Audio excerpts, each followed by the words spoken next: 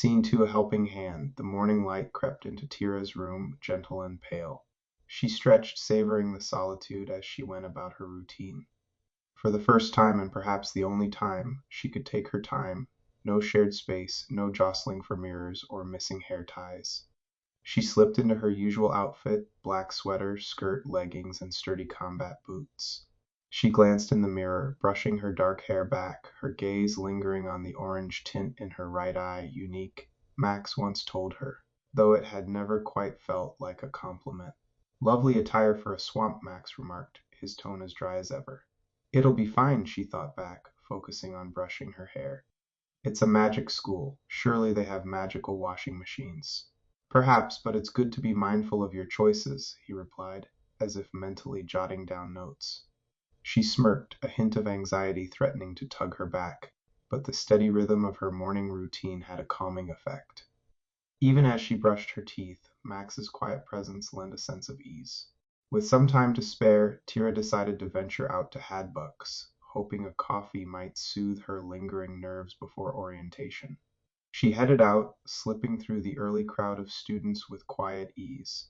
But just as she was reaching the hallway's end, she caught sight of someone struggling with a precarious stack of bags and boxes. The girl was teetering under her load, strawberry blonde hair spilling across her face, and a bright yellow beanie resting on the ground nearby, evidently lost in the shuffle. Tira paused, her hand halfway to her bag, debating.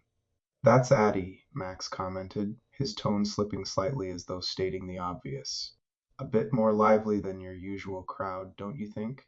The girl was practically vibrating with energy, her cheerful mutterings barely contained by her towering stack of luggage. Tira could just make out, hold up, as Addie tried to balance what looked like half her life's belongings.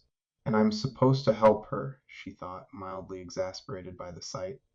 Another choice, Max replied lightly. She could use a hand, or you could simply get coffee. With a small sigh of resignation, Tira approached. Need a hand? She asked, her voice cutting through the creak and groan of Addie's overloaded boxes. Oh, are you Tira? Addie exclaimed, her face lighting up as though Tira's offer was the best thing that had happened all morning. Good on you for stopping by. Thought I'd be carting this lot up myself. Yeah? Say, you look exactly like I imagined. Tira's eyebrows lifted, taken aback by Addie's enthusiasm. Exactly like she imagined, with this eye? She thought a touch skeptical. Her orange eye was, to her knowledge, one of a kind. Might as well embrace it, Max murmured. She seems eager. Aw, you're a legend, Tira. I swear, usually I've got myself sorted, but, new school, new dorm, all that jazz. Addie beamed, her words spilling out in a jumble of excitement. Guess we're gonna be thick as beans, eh? Tira managed a polite nod. Yeah, I guess so, she said, trying to keep her tone calm even as Addie's boundless energy made her feel slightly overwhelmed. They continued down the hall, Addie's colorful bags and boxes filling the space around them.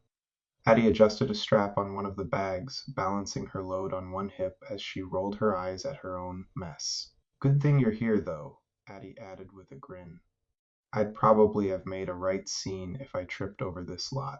Got a bit too much oomph for my own good sometimes. She laughed, a sound as warm as it was bright, and Tira found herself smiling despite her usual reserve. As they reached the door to their dorm, Tira sensed Max's presence again, like an amused observer in the background. Perhaps a bit much oomph will be good for you too, he noted dryly. Tira ignored him, though she couldn't help but wonder if he was right.